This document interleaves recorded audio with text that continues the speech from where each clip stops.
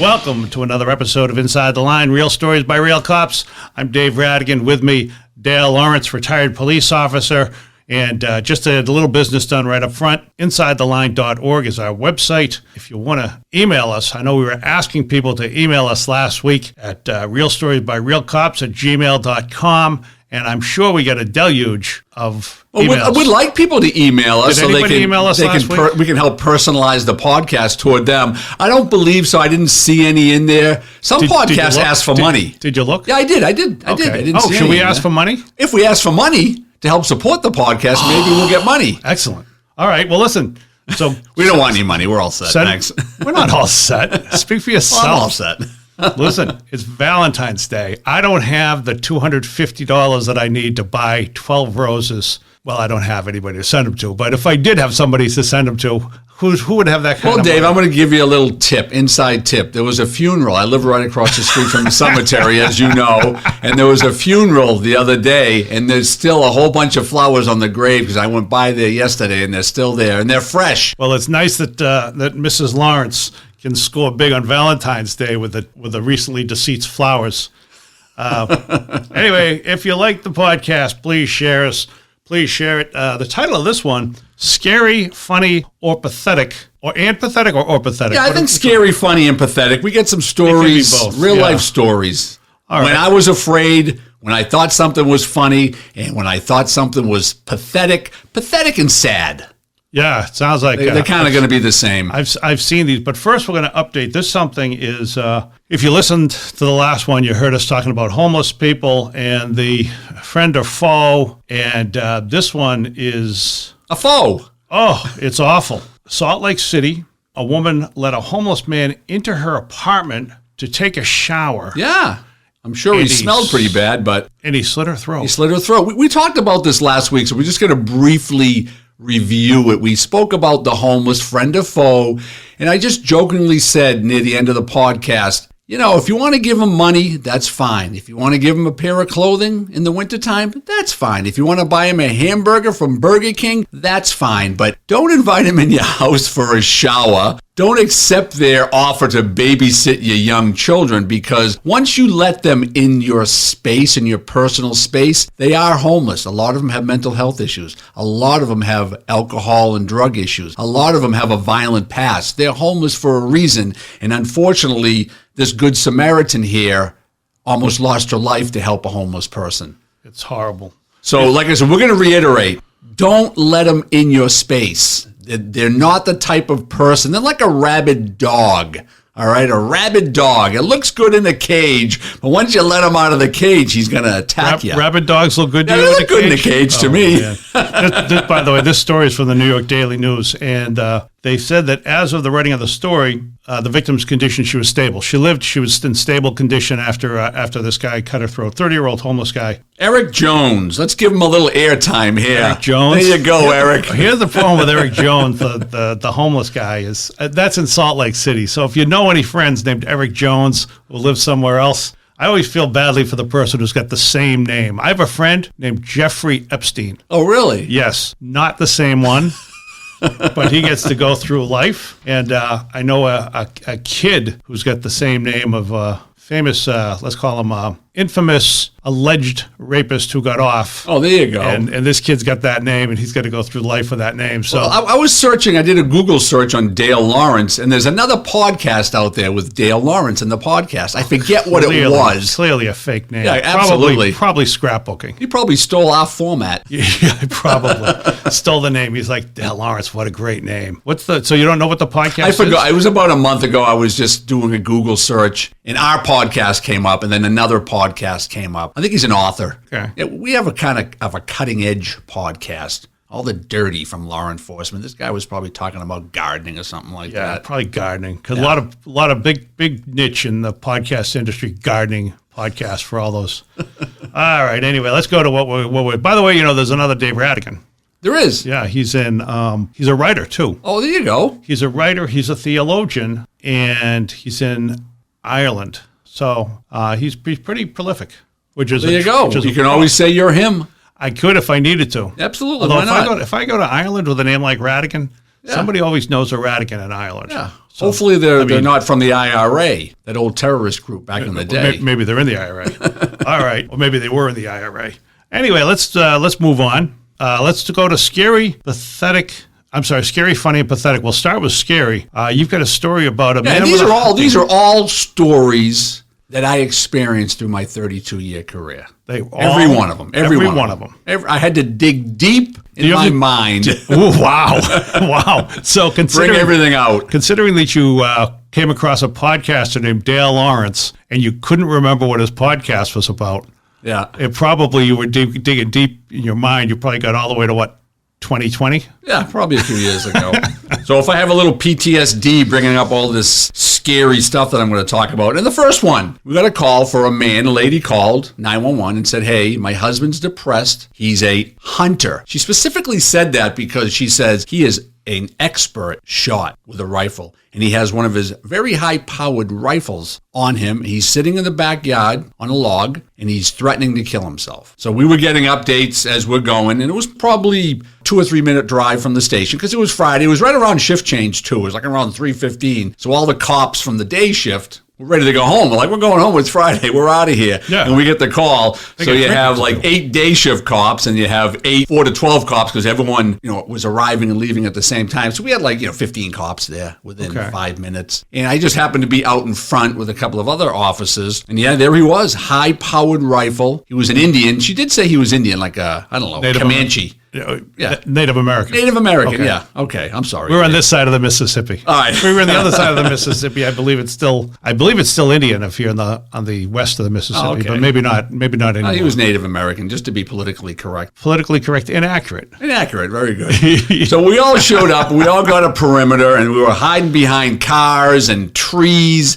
And we had one of our officers who was very articulate. He was very good at trying to calm people down. Yeah. And he took the lead. He just took the lead. He was the most experienced officer there. He took the lead, tried to talk to the individual. The individual never said anything. He looked up a couple of times. He had the rifle right into his heart. He was leaning over the rifle. Probably 15 minutes went by. Tried to speak to him a few more times between then. And then at one point, he just pulled the trigger and shot himself in the heart. And he crumpled over. And all the blood in his body came right out of that wound from his heart. So he knew where he was shooting.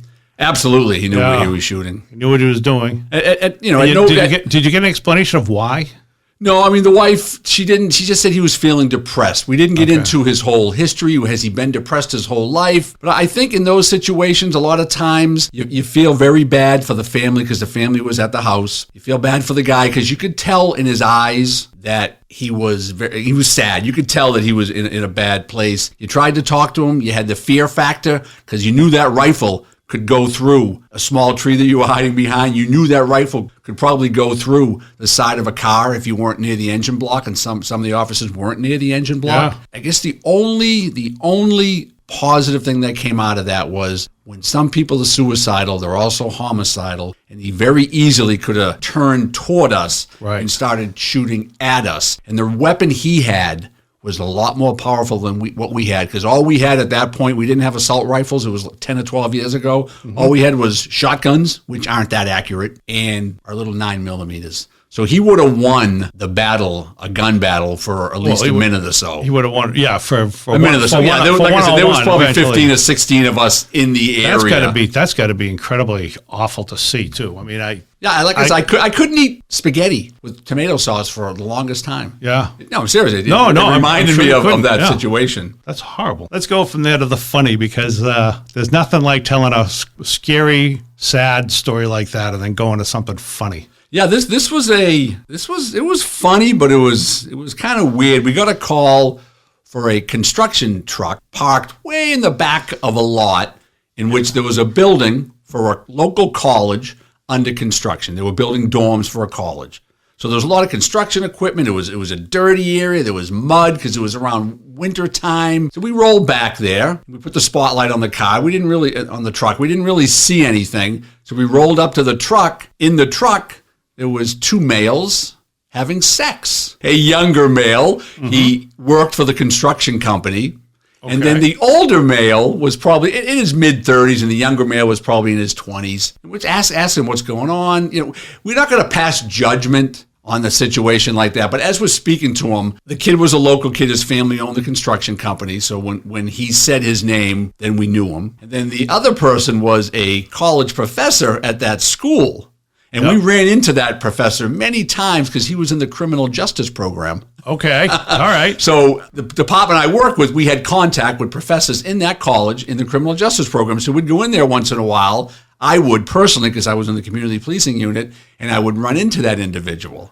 Okay. And he would look at me out of the corner of his eye, and I never said anything because do whatever you want as long as it's two consenting adults. But it was very funny. Well, it's funny because when I saw the note on this, I thought it had to be a student, but it wasn't a student. It was somebody. No, it wasn't. It was just however he ran into that professor. I think that professor might have been kind of in charge a little bit of the construction in some sense of the way, and just kind of giving his opinion on what the school was looking for. He could have been like liaison with the school, and he just, kindled up a relationship with that cute little construction boy with all his muscles coming out of his shirt, Dave. All right, and that's the thing too. Whenever you go, this is the thing that I would think you run into a lot with a cop, or when you're a cop, is you go into that place where there's the little building where there's a little noise, the van that's rocking. Even when you expect there to be, you kind of hope that it's going to be a guy and a girl, and they're both of age. And you just, could you guys get dressed and just go on your way? And it's an easy one, and everyone's consenting, and no one's there, against their will, and you just, everything's fine. But it usually doesn't happen that way. It's always something weird. It's an older lady and a younger kid. People who are married and are cheating on their husband, and they're begging you not to put anything in the newspaper or even have a report on it. Those situations, cops are in a tough spot because there's a lot of people who don't want to get in trouble. Cop has to deal with it in an appropriate manner. Right. And there were some things that I could see where some things you would say, two consenting adults. As long as it's consenting adults and everything is fine, then you just ask them to leave. Yeah. Anything other than that, now you got to start dealing with the situation Let me ask you differently. This is not going to be funny at all, but let me ask you this. You go to a car, you roll up, the woman is so drunk that she can barely communicate. Not exactly a consenting adult situation. No, let's say it's a husband and wife.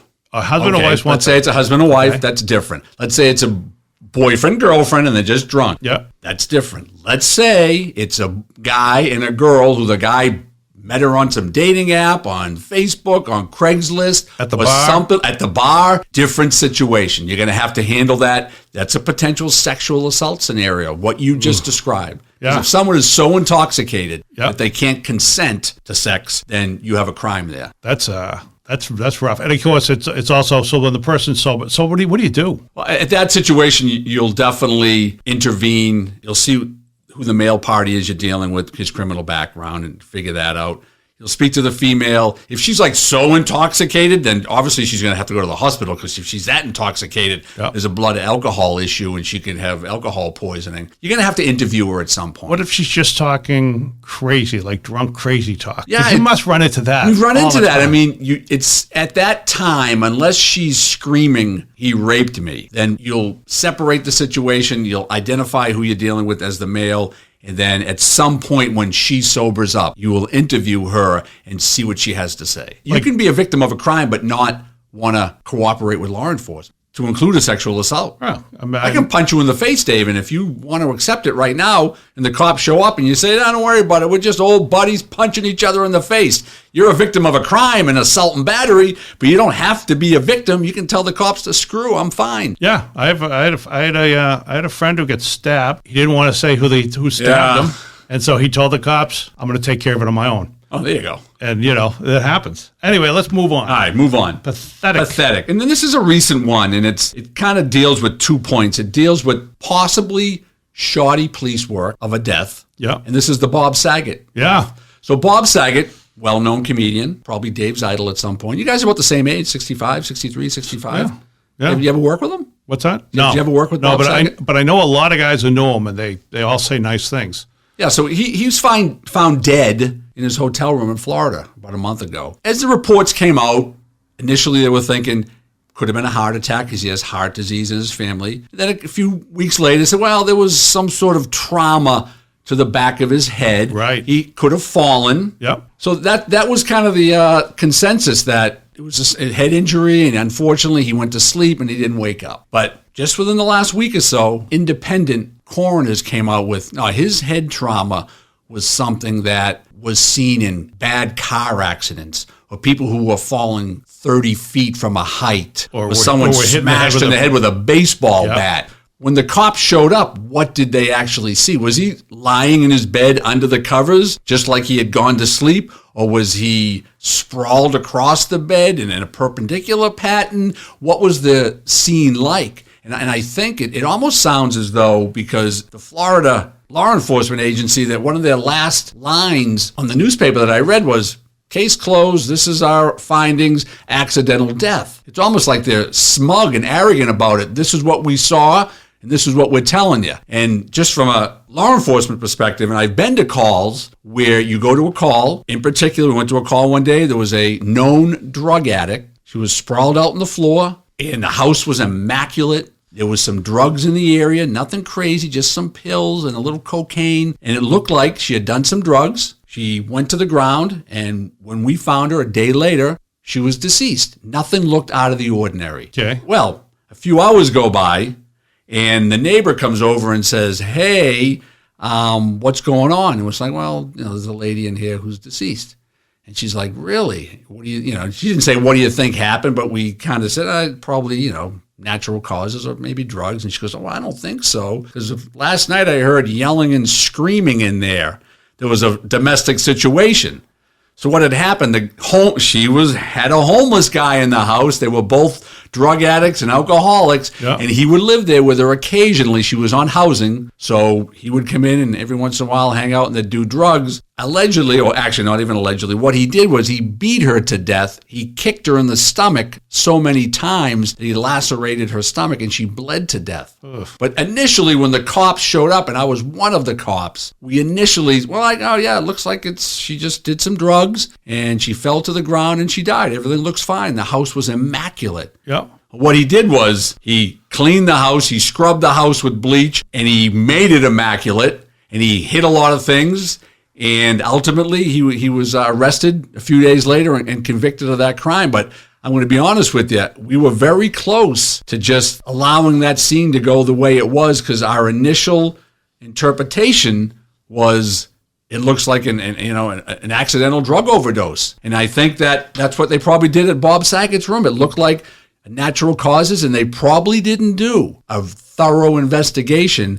And it potentially may kick them in the ass right now, because I think what you're going to see with that, the family will probably get an independent coroner to investigate that situation, or a private detective, and go through videotape and his phone and everything like that and see what happened. Do you think, I know we're many miles away from the case, but based on your experience, is this just because the cops came in and said, "Ooh, looks like he hit his head"? I mean, how do you look at blunt force trauma? There is blunt force trauma that, unless you have something sticking out of your head or your skull is caved in, that it's underneath the skull, and the only way to determine that is an autopsy. If he fell down the stairs, or did someone smash him in the head? Was he coming back from his night of comedy, and someone mugged him and punched him in the head really, really hard, in the back of the head and the front of the head? You don't know, because the police department isn't releasing anything now. They're just telling you, "Hey, it's an accident. Take it or leave it." And if I was the family, I definitely wouldn't take it. Right. Because there are independent coroners out there saying, "Whoa." But have they seen the pictures? The family will be able to get everything, but you don't know how thorough the investigation was. Well, here's the thing. If I'm the Florida Police Department, even if it's the end of the night, if they screwed up, they're going to try to cover themselves. Well, they're going to try and cover themselves up, cover it up. But here's the thing. Somebody famous dies. You got to figure you're going to go a little further than you would if it was me or you. You would think. But you could have Joe Shit, the ragman cop, who's been on for 35 years, and he doesn't care. Yeah. He's very unsympathetic toward anything in his job. He's a miserable prick.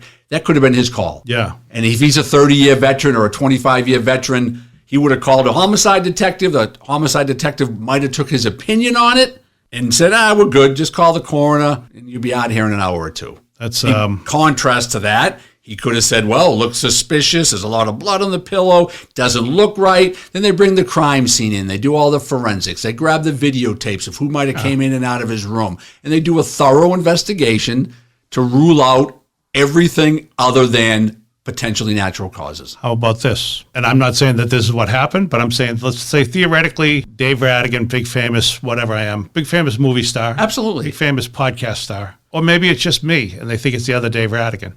But anyway, so this guy's a big author from Ireland. Let's take care of this case. So let's say that they see a woman come into my room. They see a woman leave. I'm found dead, but it appears to be from a bump in the head. I told somebody at the club I had bumped my head that night. Yeah. And so they say this, blah, blah, blah. Or maybe I talked to somebody at home and say, yeah, I hurt my head. Ow, it hurts. See, that's the big thing with Saget. Did he tell his family? I thought he told somebody he bumped his head? Right. Because if he told him that, if he physically told him that on his phone, yep. I just hit my head, I fell down, I whacked my head pretty hard, I got a bad headache. If that's what happened, then that's probably the explanation. Well, this is my other thing about these independent coroners. I mean, we're seeing it all the time. You see it with the moon landing, which we know that the moon landing was faked. We all know that. We know that Kennedy assassination was faked. We know this. We know that. We know that there are people who'll say anything. And they'll just to get on the news. Yeah. Just to get on the news. So could that be the case with this independent coroner? I think that the family at some point would have to come out and make a statement. We appreciate your concern. Everyone loved Bob. We understand there's a lot of trauma, but at 11 o'clock, Bob called his wife and said that he had just slipped in the shower and hit his head and was going to bed. If that's the statement you have, then that's the explanation most likely of what happened. But we haven't heard that from the family yet. Right. A specific statement that this is what happened. Yeah. It's got to be a horrible thing to go through. Yeah. And then whatever. Let's go to scary. Let's go to scary. Let's go to something scary instead of that wonderful story that you told. You know, I always leave here feeling better. Yeah, you should, Dave. Life. You should feel a lot better when you leave here. And I know I'm never going to trust anybody. You think your life is bad, but some of the stories I'm going to give you, Dave, you don't even come in. You don't even come into that group of being bad. You're just an average guy. Not even clear. Anyway, let's talk about this scary case. Just what I like to talk about is that big guy. About 6'5", 300 pounds. Mental health issues. Mental health, but he used to be a really nice guy. I knew him from my boxing days. Okay. He was a nice kid, a model type kid. Yeah. Very wealthy family. Everything seemed fine, and he just snapped at some point in his life. After that point, many police departments outside of the Boston area dealt with him. Mm-hmm. And he just happened to come into the community that I worked. We got a call for a very large man at a gas station waving a samurai sword. Ooh. I think I saw this in Raiders of the Lost Ark. Yeah, and it was weird because I kind of knew that's who it was going to be because maybe 6 months prior to that, another community, Gloucester, Massachusetts, this same individual was confronted by the Gloucester police being in downtown Gloucester with a samurai sword. Ooh. So I said, I betcha it's this guy. Yeah. And it was this guy. And I knew him because we boxed together. I knew him. But a lot of people, when they're in severe mental health crisis, because he was schizophrenic, he was bipolar, he was delusional, he was paranoid, he was everything under the sun. He was out of his mind. And so he's not going to recognize anyone. I don't know. He could be your son or your best friend. When they're in that state, they don't know anyone usually. So he didn't know me. He didn't know anyone. All he knew is that he had a sword, and if you got too close to him, he was swinging it. And if you got too close, he'd probably swing and hit you. So we showed up there. It was a gas station. There was probably 30 people there, middle of the summer. Wait, there's 30 people gathered around the man? It's a big gas station. People are coming in and out playing their lottery tickets, buying liquor. There's a lot of people there. So... yeah, what are they doing? Leave. Yeah, why would you stop there? Wouldn't you go somewhere else for a lottery ticket if you saw a guy with a samurai sword in the middle? You know, it's weird. Sometimes you roll up on a situation and reality takes a few minutes to catch up into your head because your mind is saying, is this one I'm seeing? Is there a guy with a sword here? And you start saying, is he a maniac or is he filming a movie? Or is he just goofing around? I think if you're going to get your lottery ticket, you've probably decided, that man's no danger to me. Why would he be? It's weird and cops even do it. You get out at a call really fast, you get there quick, and you see a situation, and it happens so fast there's a defense mechanism. We should probably get a psychiatrist in here. They can explain it more. But there's a defense mechanism where you're outside of reality for a minute, and you're like, wow, is this really happening? And you gotta slap yourself in the face and say, hey, you better get your shit together real quick. I think this is, I have a theory about that, but we'll talk about that on a future show.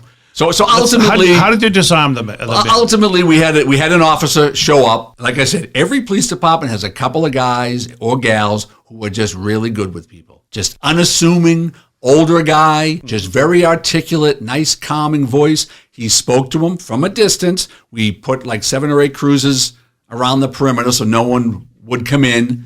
We had a dog en route. We had a canine en route from another community. Never showed up. Officer just talked him down. Okay. He put the sword down. He got on his stomach. We cuffed him. He was so big we had to use like leg chains for his arms. He was just a monster, just a huge, like a professional football player type size. Yeah. People you don't really see walking the streets. Right. Very rarely you see these type of people. But he calmed down pretty quick, and they got him into the hospital. But unfortunately, he is still alive. But unfortunately, after that, there was probably 3 or 4 more interactions with him, like in the middle of the street, just yelling and screaming, ripping his shirt off. Just it's a sad situation because I knew him when he was a normal or apparently normal individual. Before all the psychosis kicked in his mid-20s. So when they talk about psychosis, they say, I hear a lot that mental health issues are caused by trauma in childhood or whenever. It seems like with some people... Well, with schizophrenia and some mental health issues, a lot of it's chemical imbalance. It's chemical imbalance, and sometimes it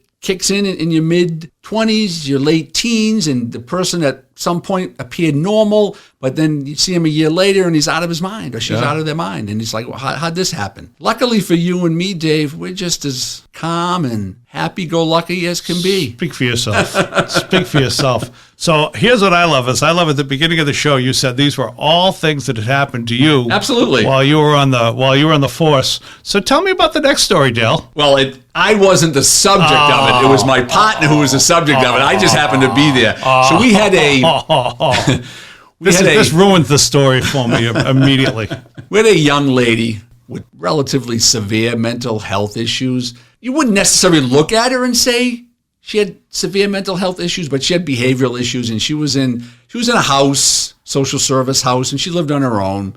And she used to get drunk, and she would not take her meds, and she was very overly sexualized. I mean, every time she called the station, she'd make sexual comments. She would call for a specific officer, and is Officer Smith there? Tell him to come over. I want to fuck him. She'd just make all sorts of crazy comments. She would actually be I'm making it PG for you, Dave. That's the PG version. Really? Okay. So we got a call one night, me and my partner. We got a call. They said, hey, can you get onto this street? Susie's acting up, and she asked for a specific officer. We're like, all right, let's go in there. So we go in there, and we're knocking on the door, and the door's halfway open, and we hear some like moaning. And I'm like, what the hell's going on here? So we open the door, and she's laying on her couch, and she's about 5'8", maybe 250. She's a big girl. All right. She's a big girl. All right. And she's on the couch, and she's naked, and she's has this big old, I don't know, dildo or vibrator. Okay. She's pleasuring herself, and then this officer comes in, and she starts yelling his name, and she starts asking him to take his clothes off and have sex with her.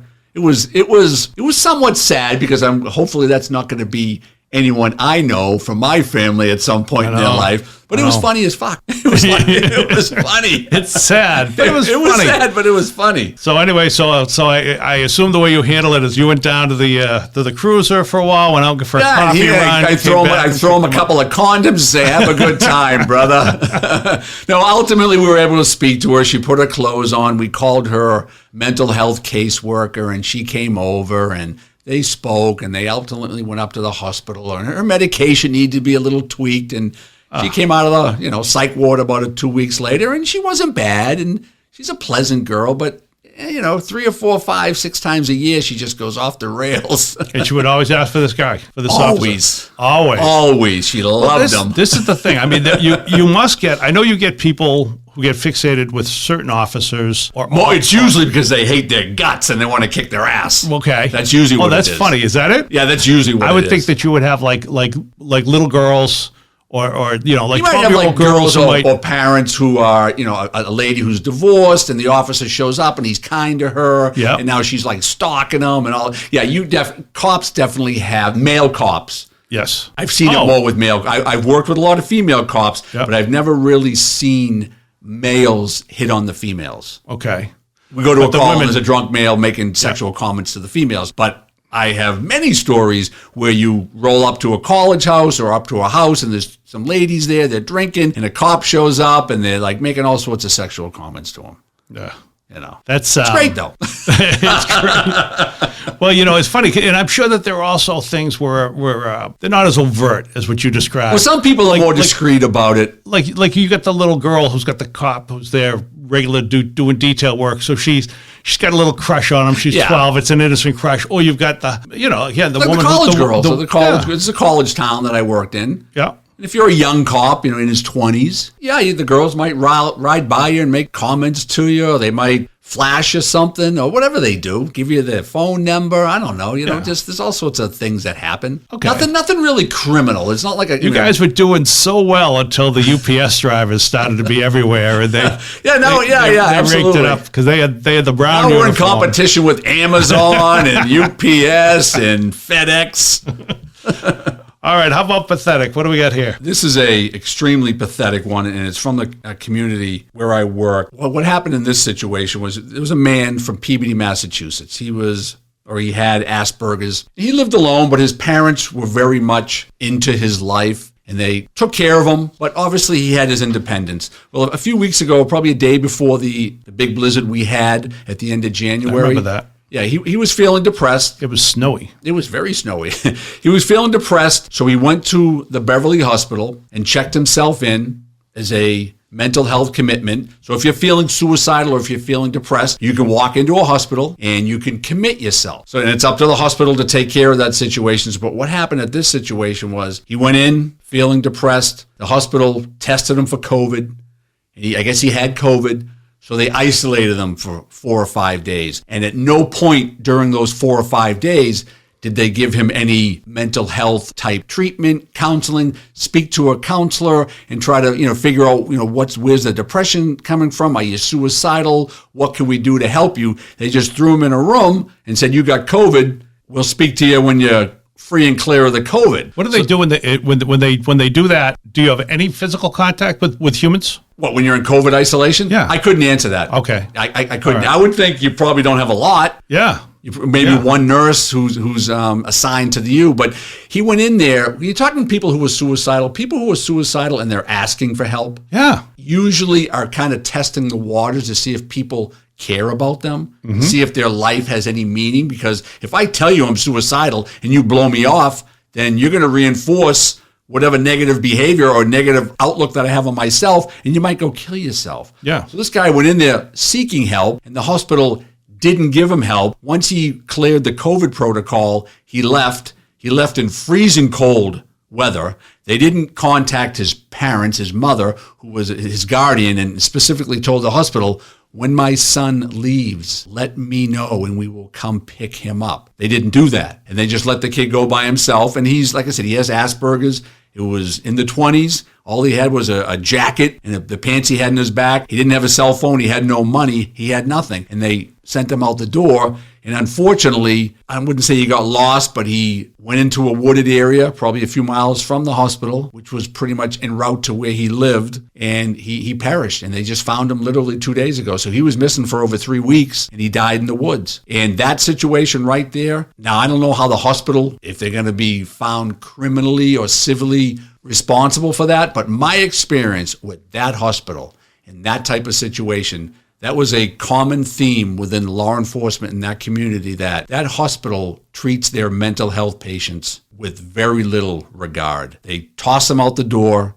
and they don't really help them as much as you would think they should. And at some point, we used to say this, at some point, they're going to send a person out there who's suicidal and that person is going to die, whether they're going to commit suicide or they're going to be sent out in the middle of winter and they're going to succumb to the environment. That's what happened to this individual. And it's a really bad situation. There's a lot more to this situation It should be coming out in the news that the hospital told the family that they couldn't come onto the property to search for their son. They were just very indignant about it, and that's been my experience with that hospital. Interesting. I wonder, as we go along with COVID, taking up all the beds and all of the energies of so many people in public, I was going to say public health, but I mean healthcare. Yes. I just wonder whether or not that would be the case with a lot of hospitals now. I think people have lost their patients. I think that with the mental health community, that there's so many out there that hospitals are overwhelmed with mental health issues. You go into any emergency room, and if there's 10 beds, they're always taken up, and 50% of them are with mental health patients. Some are there voluntarily. Yep. And they are seeking help, and those are the people you can help. Some are there involuntarily. They don't want your help. Someone said they had to go. The cops might have picked them up because their doctor signed a paper called a pink paper or Section 12. You showed up at the house, and they were lying on their couch naked waiting for you. There you go. And as soon as someone turns their back, they're going to run out the door. You can't help those people. You can't help them because they don't want help. Right. But this individual asked for help. I don't want to make excuses for anybody not doing their job correctly. But it does seem they like are really overwhelmed. The medical community is overwhelmed. But I'll leave it at this, Dave. If you ever need medical care and you have two choices, Beverly, Massachusetts emergency room or a urgent care in Tijuana, Mexico, you go for the urgent care in Tijuana, Mexico. All right, Dave? All right. You'll get better service. All right. Now, at this point, you might want to edit this out. But you said that this was in the community where you worked? That's okay. Okay. Scary. Car went off a bridge, landed in the water, and a female passenger was trapped inside. The male passenger was able to get out. Wait a minute. The male passenger, who was driving? There was a male and female. Went over the bridge. Yep. Male was able to get out. Accident. The male got out and he left the female. The female was caught in there. The way the car was damaged, they couldn't open the door, the roof. Chivalry is dead. Chivalry is dead. All I'm imagining is you and your wife going over and you're like, finally, this is my chance. And then she gets herself free and leaves you there and thinks, finally, this is my chance.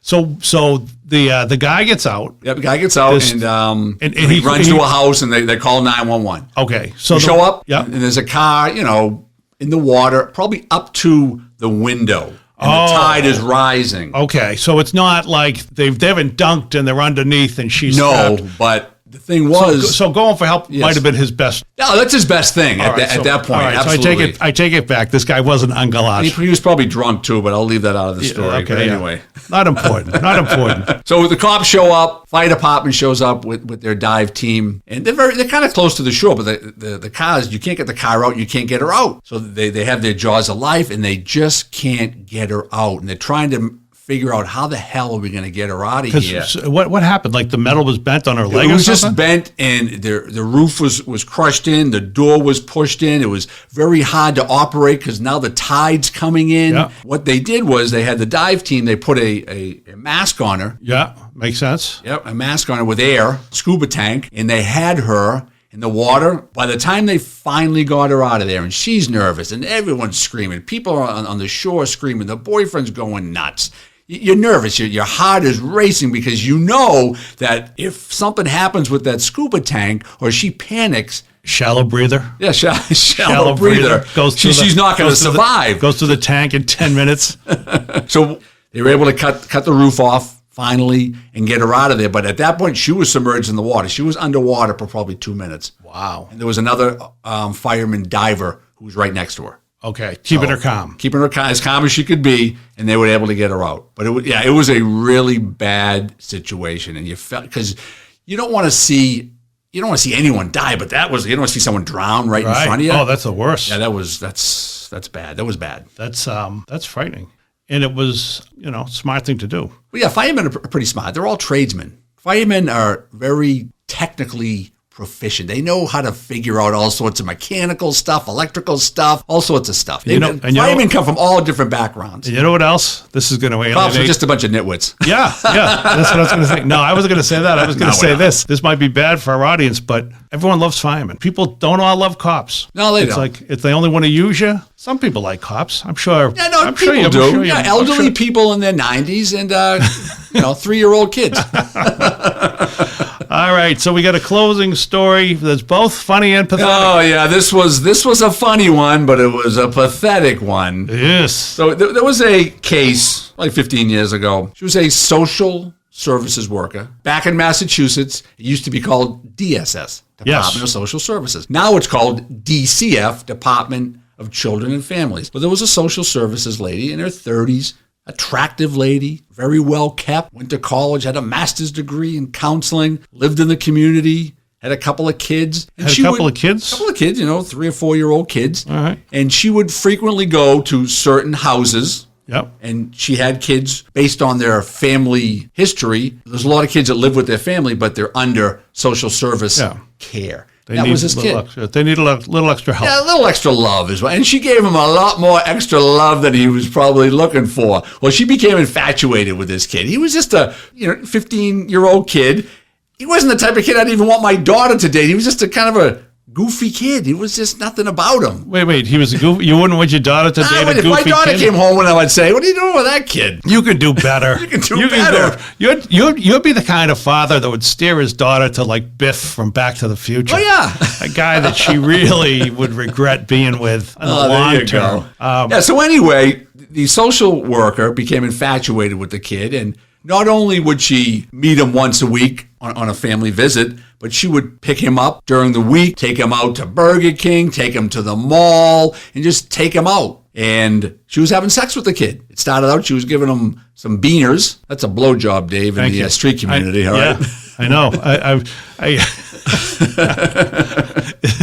All right, fine. Go ahead. So she had oral sex with him on 3 or 4 or 5 occasions. So he's texting his I buddies. Understand when you say oral sex. Okay. Then it makes sense to me. But your street lingo, huggy bear, is way too much for me. So he's texting his buddies. Yep.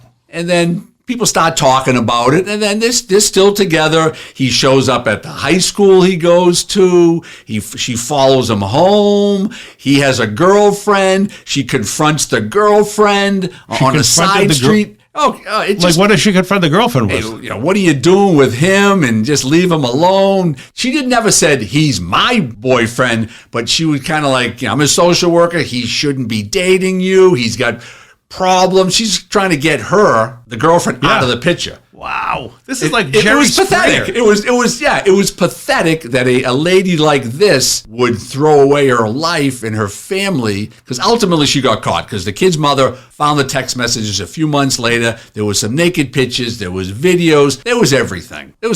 Amazing. So I don't know what she did for time, but there was a plea bargain on this case. Was this woman married?